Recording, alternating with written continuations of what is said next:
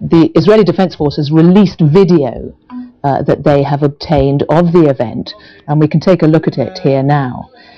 Where were you at the time? Were you on the top of the ship? I was one deck below the top deck where the commandos were coming down. What the Israeli Defense Force say about this is that, and it's clear from some of the video, that it was when the first soldier came down that he was attacked. Yeah, what the Israelis are not revealing is all the footage that would not support their whole idea of what happened on that evening. There's lots of footage that has been confiscated and is held in control of the Israelis. I saw one dead body before I came into contact with the first commando that I helped to disarm, and he was shot right square in the forehead, and I know this man was a photographer and was not holding any weapon at all. Before they started coming from the helicopters, they came from the boats at the sides and were firing percussion grenades. They were also firing rounds, which it would appear have been live rounds as well, and ultimately they were using all means to cause disruption and chaos. It was an attack. It wasn't a boarding, it was an attack. Israel says that when they went on board, they used rubber bullets and paint guns, which they used for riot dispersal, and it was only when a firebomb was thrown at them that one of their soldiers was stabbed, and when their pistols were taken off them, that they used live ammunition. You know, Ehud Barak said before we let out on that mission that they would use any means to stop us, and at any price they would stop us. That's his declaration before we headed out. The Israeli lies are continuous and incessant, and the ultimate proof of that is that they will not allow the evidence which would be counter to their argument to be released. They control all of the evidence that's being released at this point.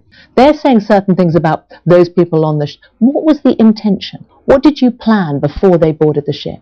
The plan was to break the blockade and deliver aid which is critically needed to the population of Gaza, which has been subjected to an inhumane, illegal, collective punishment policy which subjects 800,000 plus children to conditions that we wouldn't tolerate for one day in Britain or the United States or any other civilized country. If you want to win the argument, you also need to be clear about what happened on that ship. I'm clear about it. We used non-lethal means to defend ourselves. I myself took possession of one weapon, a 9mm pistol from an Israeli commando, and I took that weapon, I separated the bullets, which were real bullets, by the way. I separated the bullets from the weapon. We, on that ship, that night, had possession of 3 Israeli commandos.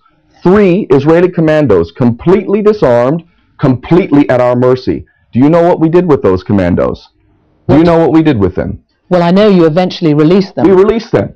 Does that sound like people who are hell-bent on killing Israelis and attacking Israelis? Israel's argument, as you know, is always that it is unfair, that the true picture doesn't get seen.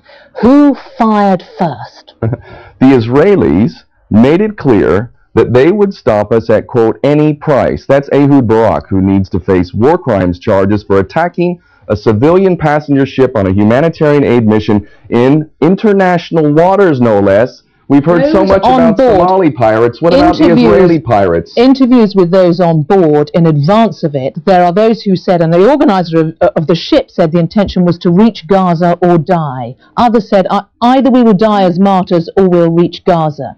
And there were those on board interviewed on the ship who talked of waiting for the battle. Was that the intention? Did you expect violence? Did you want violence? Of course not. Any person who's sane would not want violence. You'd rather justice and peace.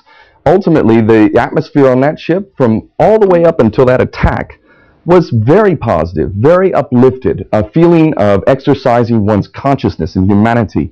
There wasn't hope that we would be attacked. Our hope was to arrive in Gaza. Was there an expectation? Look, no, you're a former military man, you're a former U.S. Marine. I can speak for myself. I was on the first Free Gaza mission in August 2008, August 23rd, that arrived in Gaza. 2 boats, 46 passengers. The Israelis said all the way up to the moment of departure that we were nothing better than pirates and they would treat us as such and that they were not going to allow us through. And we got through because enough of the world was paying attention. And ultimately, that's the only reason why we got through. So the Israelis were saying the same exact thing this time, but I thought, mistakenly, that the Israelis would not be so stupid as to attack a civilian ship in international waters on a clearly humanitarian mission, which is intended to help people, including 800,000 plus children, who are completely innocent and cannot be subjected to such. Because we were specifically told not to use any knives. Knives could be lethal. But you know that there were those on board who had knives and used knives. Really? Where's the proof? What, from Israel? They're lying. They lie incessantly. Are the soldiers who were wounded lying? That they are telling the truth? What about the soldiers who were wounded?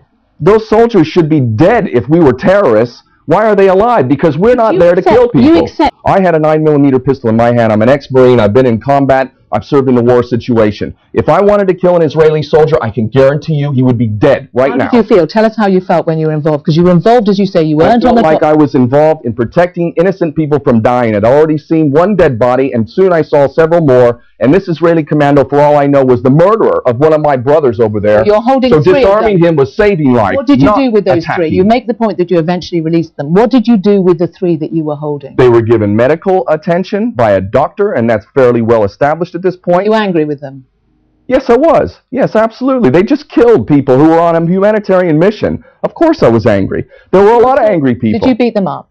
I didn't beat them up, no. No, I did not. What did you but I don't have a problem with those who defended themselves and who beat up, apparently, some Israeli commandos who were on board and killed 9 people, at least. What the hell is the problem with that? If somebody came in your home, the predictable consequences of what Israel did would be loss of life. And the loss of life was not on their side, it was our side. And the loss of life would have been on their side, except for we're not murderers. The Israelis are the murderers. We had 3 people, commandos, who may have been the murderers of our brothers, and they're living another day. They are going to feel the embrace of their loved ones once again, the sunshine on their skin, because we let them go.